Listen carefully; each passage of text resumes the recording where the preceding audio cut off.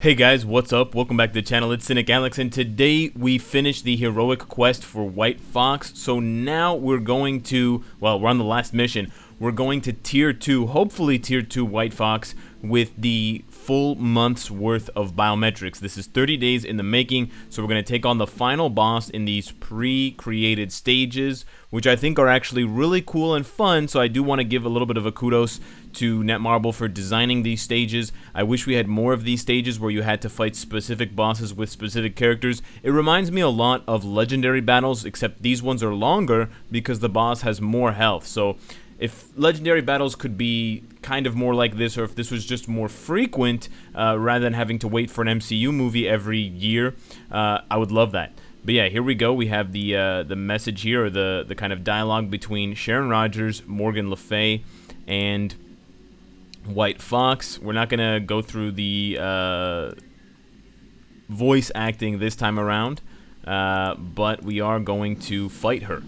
So this is gonna be hopefully the last time that I use a Tier 1 White Fox against an enemy.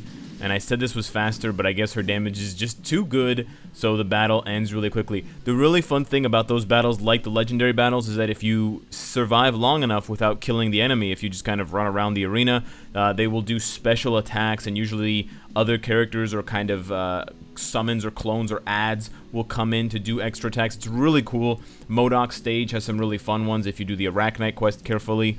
But we did save Dan Miho, or Minho, which is Crescent's father. I guess, no, we didn't save him. I don't know. I'm not really reading this. I'll read this later on with you guys on the live stream. I don't want to ruin the fun, but I do want to get, I should have just clicked skip. I do want to get White Fox to Tier 2. So we finished the heroic path. Let's acquire our last 30 biometrics. There we go. Fox Hunt is complete. And one thing I do want to say about this heroic quest versus some of the other heroic quests, or more specifically, versus the other paid heroic quest, paid for crystals, the Arachnite quest, is that they did fix the order of missions. So I have to say that it's much easier to complete these weeks with White Fox's missions. You don't get things like 10 comic card upgrades and then 10 dimension rifts. They usually do it in the they always do it in the correct order. Dimension rifts first, which give you cards, and then card upgrades. So it seems, though, I mean, it's pretty much evident that they did listen to us and they took our criticisms into consideration with the Arachnite quest, where it was awkward sometimes and you would really have to play it carefully until the last day. With this one, I was always at least 1 to 2, if not 3 days ahead of the progress, so you're not really, you don't feel super pressured, and you can even skip certain days if it doesn't align with your daily routine. I really did enjoy this heroic quest the most out of the 3 that I've played so far. So let's first go into the inbox and just open up the last week's worth. This is week 4's worth of boxes. We also have some invasion stuff here first, so I'll get this out of the way so you're not confused with the rewards. But this is what basically I do think makes the 750 crystals a valuable investment. And although you do need to invest, you know, tickets, rank up tickets, or a Tier 2 ticket, or both, or you have to do the quest twice over 2 months, I think that these extra rewards are worthwhile. And honestly, the story for White Fox is pretty good. I enjoyed it. I did feel like a mini epic quest to me, and I think that it's probably one of the best ways that Netmarble could distill an epic quest down to something more bite-sized and something that's not as grand scaling as the actual epic quest. Now, these rewards are pretty dog shit, I have to admit. I've gotten a lot of dimension debris and XP chips. I think that the game is confused and thinks that I'm a new player, which is fine, whatever. I've gotten good rewards before. I was hoping for obelisks, but I got a couple of 5-star ISO. These are probably the worst rewards I've ever gotten, with all of the boosted items being complete trash except for the ISO, but that's okay. If those are the worst rewards that I'm getting, I'm in a pretty good spot because my other rewards tend to be very good.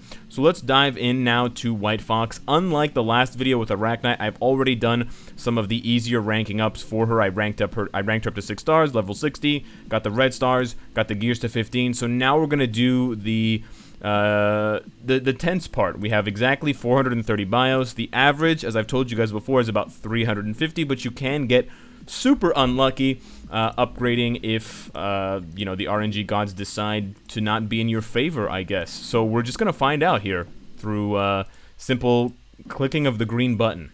The journey of Cynicalex through the forest of RNG to see just how ravaged I'm going to get in this case. And if I get super lucky and I save up 150 bios, which doesn't look like it's going to be the case because I just blew 40, and I still have one more. But if I do end up, no. Yeah, this is going to be, that was almost 90 bios. This is going to cost me the majority, if not all of my bios. So I just blew there, what is that, 140 bios. So if that continues, I'm not going to be able to finish all 4 gears, and I'll have to repeat the heroic quest.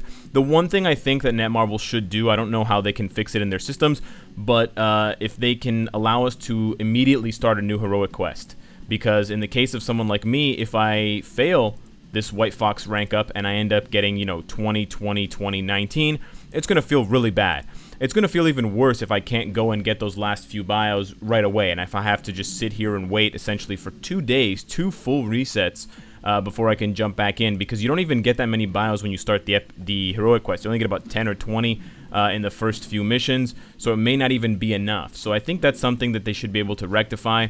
Alternatively, what they can do to try and make a bit more revenue is if they see, you know, if they have some way to track your progress and they see that you've finished the heroic quest but you haven't been able to get the character's gears to 20, because you can't get her bios anywhere else. You can't get them from a bio sub, X-Gene sub, Shield Lab. There's literally nowhere to get White Fox's bios. They could offer a little pop-up saying, hey, we see that you're a little bit short. Do you want to buy 100 biometrics of White Fox for, I don't know, $4.99? Or for 1,000 crystals or something like that.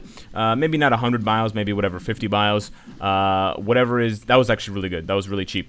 Whatever is worthwhile for them while still being semi-fair for the players, I think would be nice to avoid situations in which, because what you don't want is an experience that feels bad, right? It's a video game. You want the players to feel good. So even if you get wrecked by RNG, you should have a way out that is possibly costly, but at least it satisfies you what you wanted, right? Because we're building up these characters, we want to build them up, and getting super unlucky and then just being told, no, you have to wait, really sucks. And I think that might actually turn off some players from the game permanently if they're still new to the game. If it's been less than a month that they've been playing and they have a really garbage experience with Arachnite or White Fox or you know, Nova or something like that, they might just say, you know what, screw it. So we got 138 bios left. I'm a little bit worried that we're not going to get it, but let's see what happens here. This is a little bit tighter than Arachnite's quest was, I think, or Arachnite's gear upgrades. I'm a little nervous. I do want to make this video, guys. I do want to find out. Okay, that was really good. 7 is really cheap. We have 1 more gear upgrade, 2 more gear upgrades to go. Okay. Alright. We have 1 more to go. Okay, so the last time... Alright, so I think we can roll... 20 would be 60. So we could... Thanks for the Dimension Rift. We could roll, like, 25. 25 is what? 75? We could roll... We could actually roll 27. 27 and under is okay. If that says 28, we're screwed. Forget the gear up kits, forget the gold, forget the dimension debris. There we go. Whew. That was honestly kind of tense for me. Not because I need the character, but because I just really want to make this video with you guys, and I don't want to delay this by another day. By the way, tomorrow's video, I'll be in the air. I'll be flying when that video goes up. So yeah, we finished it off. If you guys are curious, I had only 27 bios left, so I would have to repeat the quest if I didn't use a tier 2 ticket. But of course, we're going to use a tier 2 ticket here, guys. We're trying to get this done. Nope. We're trying to get this done the right way. I just got a tier 2 ticket from the login event, so I have plenty of them. And I think I'm getting another one from the regular monthly check-in. Yeah. I'm like a week away from another one, but I just got this one, so I'm kind of swimming right now in tier 2 tickets, and of course she deserves it for the tier 2 passive alone. So let's drop it and let's see what's up. White Fox, baby, Kumiho stance, nicely done. 3,000 physical attack is actually pretty nice. 2,000 HP is nice as well. We got the 9-tailed fox, the what is it, kaiju? No, biju? I don't know. Jinchuriki? I don't know. I read Naruto, but I don't know how to talk Japanese. So, yeah, let's do the Uru. Last time around with Arachnite, we didn't do Uru, we didn't do Obelisks, but we did ISO 8 sets. This time around, I've done the ISO 8 set, and I'm going to skip the Obelisk because I just don't have a good one yet for her. If you're curious, this is not the best set for her. Overdrive is, because it has crit damage, and she doesn't need the, she doesn't need the attack speed because Soul Snatcher gives her 15% all speed for 10 seconds, which is huge. So she can max out her attack speed super easily. I mean, I'm maxed out right now because of his leadership, because of Donkey Boy's leadership. But if I just switch over here and scroll down to find her, you'll see that she's still rocking around 120 something percent. Yeah, so I don't really need the attack speed. I'd be over the cap once I cast it anyways. But for her Uru, we are going to slap on at least 8 physical attack after we've rolled the amplification. The way that I do amplification, if you guys are curious, I just click this button until we hit 4, and then I stop. Unless the character is super valuable to me like Wolverine or Deadpool, then I will use the chain amplification. But in this case, the chain amplification is bad because it only stops for 5. It doesn't stop for 4. And I don't necessarily want 5 because it's just too costly. It's around 5 million gold on average per gear slot to get 5 Uru slots enhanced, and it's not a huge bump in the character's production. It's more for combat power. I think for those of you that are trying to get number 1 or top 10 on a specific character in the growth score, you definitely need to hit 5 Uru slot amplifications for that character. But if you're just looking for value in the character in terms of like World Boss Ultimate, Shadowland, other game modes, then 4 is kind of the standard, and it's a lot cheaper, as you can see. Still kind of slow, but a lot cheaper than, come on, a lot cheaper than doing 5 sometimes. Sometimes it's not cheaper. If I get unlucky, sometimes I just switch to the other one and try that one. Maybe the game will understand that I'm kind of frustrated, and maybe I can just call up my friends at Netmarble and say, hey, can you turn the RNG switch back off? And they'll be like, okay, kamsamnida, and then we'll be done. Or not. Or this video will just be 25. There we go. Beautiful. Woo. There we go. I told you guys. I called them and they turned off the RNG switch. For now. Just for that moment. There we go. Alright, so that wasn't too costly at all. I don't know, was that 1 million gold? You can rewind the video and find out. So we got 4454. I've went ahead and pre-rolled. Nah, you wish. I went ahead and pre-rolled a bunch of 4-star physical attack. So we're just going to equip these now. 5-star, yeah, no. How do I do this? So it's, there we go. Just want to make this look nicer. I never really learned how to do it, so I'd always just scroll down to the bottom. But this is nicer. You just got to make sure, because it'll default back. And in the past, it's defaulted to these ones, and then I accidentally equipped 6-star Uru on bad characters. Gamora. So yeah, just pay attention. It's purple. It's purple. You click it. It's purple. Okay, we did the right one. See? Just practice safe Uru equipping, guys. Remember, always put on your gloves. Always get protection when you're equipping Uru. It's extremely important. So we got the physical attack. From here, I would either go with HP on the next 2 slots if I wanted her to be defensive for something like Alliance Conquest or PvP. Probably I'll end up going with crit rate or crit damage, but it really depends on what her obelisk is. I'll probably need to give her some crit damage anyways because 142 is pretty low. Even if we have, let's say, 40% on an obelisk, that's still only 180, whereas her crit rate is already 45%, which is actually kind of high. I don't know why it's that high. Maybe it's from her gears. So in that case, oh, what's this one? Yeah, that's why. It's rolled to crit rate. So we're going to check it out here, 48 and 48. We're too high on both cooldown and ignore defense to re-roll this to either cooldown or ignore defense. So I think I'm actually going to roll this to... Maybe I'll keep it at crit rate, actually. And then we'll just give her a couple of ignore dodge and skill cooldown Uru. We have... Okay. It's not bad. If we give her 1, where does that go? What is that? 49.2. Okay, so we'll give her 1 more. I'm more interested in maxing out ignore defense than skill cooldown. But the good thing is that I have 5 slots awakened here, so it allows me to enhance the last one, which I usually don't. I usually put kind of the off stat that I don't need as much of on the non-amplified slot. As you can see, I did there with the first ignore defense, but now we're capped on cooldown, and we're almost capped on ignore defense. So I could just buff one of those 4-star ignore defenses to 5-star, and that would probably get us the rest of the way, and then we wouldn't have to worry about... nice. First try.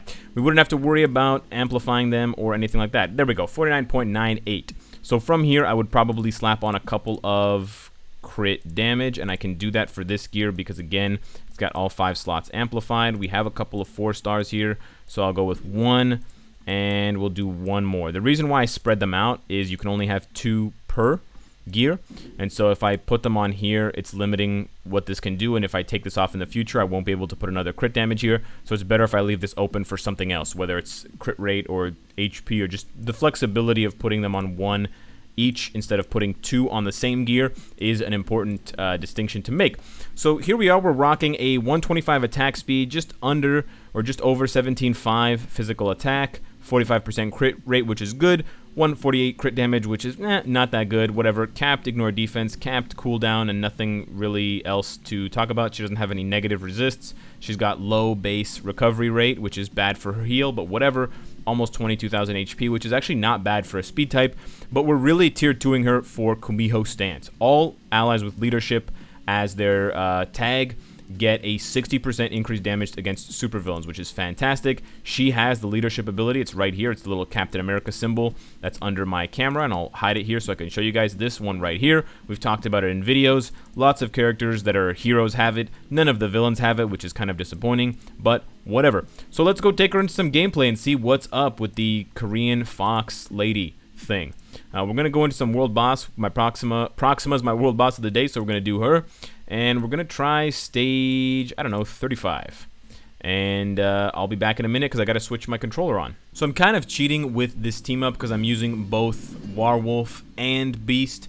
But the effects of the tier 2 passives don't stack with one another. So because of that reason, we're only going to be getting her 60, like, we're not going to be getting the double crit rate buff, but we are going to see what she can do without any strikers, just to see what her damage is like without an obelisk. It's not bad. She also has the mind control, so that's why Proxima's going to spend a lot of... Proxima's going to spend a lot of time frozen. No, nice. She does her 5th skill on the team up with Werewolf. That's really nice. If I was going to proc, I would do 3 cancel 5 because of the residual damage from the foxes that comes by whenever you're attacking. But yeah, with the 5 seconds of immunity and the, not the 5 seconds of immunity, the 5 seconds of charm, I think she has 5 seconds of immunity on her 4th skill. Yeah, you definitely want to do the 4 at the end of that. So maybe like 5-2, 4-3.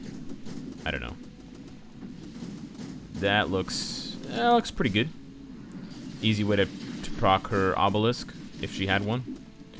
And you could sneak in 1 right after 5 because they're guaranteed to be mind controlled. But yeah, the damage is pretty low even with the buff that she has. Her 4th skill actually seems to do a lot of damage, which is more than I was expecting, which is nice.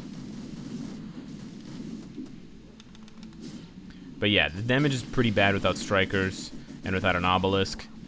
So if we honestly wanted to, maybe we'll try it against Corvus. We tried stage 30, Arachnite against Corvus, so maybe we'll try that stage and see if this is a little bit more fair. We do need to give her ignore dodge strikers, but let's dive into that and see what's up.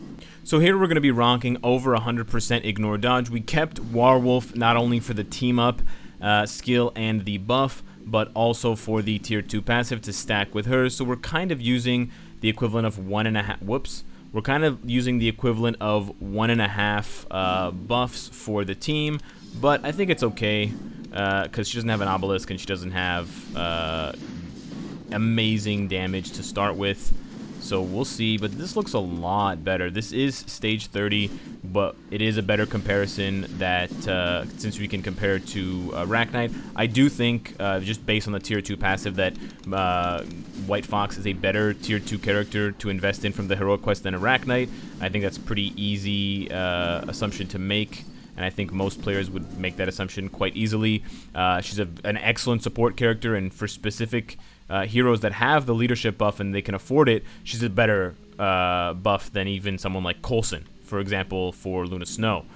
Because that extra damage for ABX really adds up. But she can hold her own in specific cases for World Boss because of that 5 seconds of immunity, coupled with the 5 seconds of charm. And the charm looks like it triggers at the end of the skill, which is nice because the skill has an iframe before. So she basically has an even longer charm duration if you think about it, because she doesn't get hit for this, you know, 1.5 to 2 seconds worth of time. She gets a bunch of health back anyway, so you can see it's kind of nice. She heals herself up. She kind of CCs the enemy, and yeah, her damage itself is not that fantastic, but I mean, if you did give her a CTB of energy, she would be a little bit better. I don't think she's going to push higher than, again, like a stage 40, kind of like Arachnite, but she does have the added benefit of having huge value for support role for PvE, World Boss Ultimate pushing, and ABX score pushing, two really important game modes for competitive players, which is really nice. And she can honestly do some stuff on her own if you like foxes, if you're into that kind of stuff. It's pretty flashy. She's got the moves, and she's definitely not useless. So that's nice. I think they really did a good job with this Heroic Quest character. I think if they made the Heroic Quest characters more like White Fox, I think people would be a lot more likely to invest. It's only 750 crystals to get the character. I mean, 1,500 crystals to get the character to tier 2 if you don't want to use tickets. So it's really not that bad, 1,500 crystals. You pay 2,500 crystals, some people do, for a tier 1 Valkyrie. And she's technically better than Valkyrie for the amount of support she offers. I think she's a better character than... Am I going to die? Wow. I don't know what happened. I got stunned.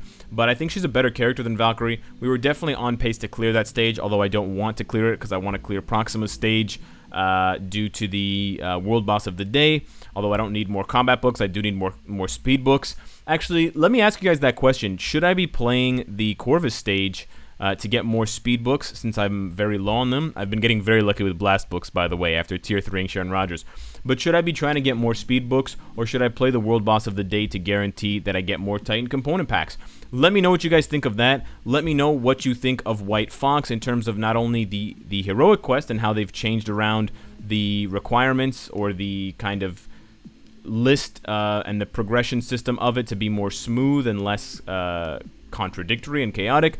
Let me know what you think of the character, what kind of obelisk I should give her, and how good you think she is at her highest potential. Subscribe if you enjoy the content and you want to support me, and of course, if you like what you see, I hope to see you again tomorrow. Take care.